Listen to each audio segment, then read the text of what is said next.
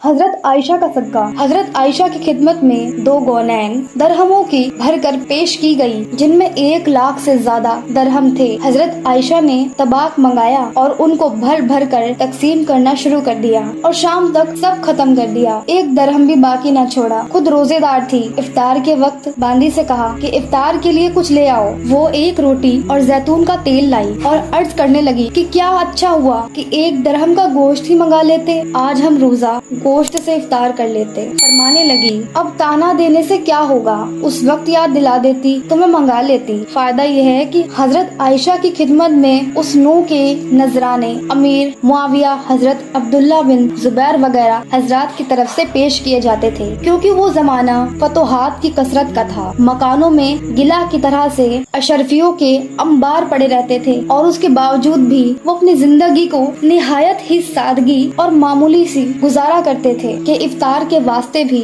मामा को याद दिलाने की जरूरत पड़ गई। 25,000 रुपए के करीब तकसीम कर दिया और ये भी ख्याल न आया कि मेरा रोजा है और गोश्त भी मंगाना है। आजकल उस किस्म के वाकयात इतने दूर हो गए हैं कि खुद वाकई की सच्चा होने में भी शक होने लगता है। लेकिन उस जमाने की आम जिंदगी जिन लोगों की नजर में है, उनके नजदीक ये और इस तरह के सैकड़ों वाकयात कुछ भी ताज्जुब की बात नहीं है। खुद हजरत आयशा के बहुत से वाकयात ऐसे हैं जिन्हें सुनकर ताज्जुब होता है। एक दफा रोजेदार थी और घर में 1 रोटी के सिवा कुछ न था। खादिम से फरमाया कि वो रोटी उसको दे दो। उसने अर्ज किया कि इफ्तार के लिए घर में कुछ भी नहीं है। फरमाया, क्या मजायका है, वो रोटी उसको दे दो। उसने वो रोटी दे दी। एक मर्तबा एक सांप मार दिया। ख्वाब में देखा कोई कहता है कि तुमने एक मुसलमान को कत्ल कर दिया। फरमाया कि अगर वो मुसलमान होता तो हुजूर की बीवियों के यहाँ न आता। उसने कहा, मगर पर्दे की हालत में आया था। उस पर घर आकर आँख खुल गई और 12,000 दरहम जो एक आदमी का खून बहा होते थे सदका किया। बेशक अम्मा आयशा जैसी मिसाल दुनिया और आखिरत में कहीं नहीं हो सकती। मेरे नबी ने ऐसे ही अम्मा आयशा से इतनी मोहब्बत नहीं की थी। अल्लाह हम सभी को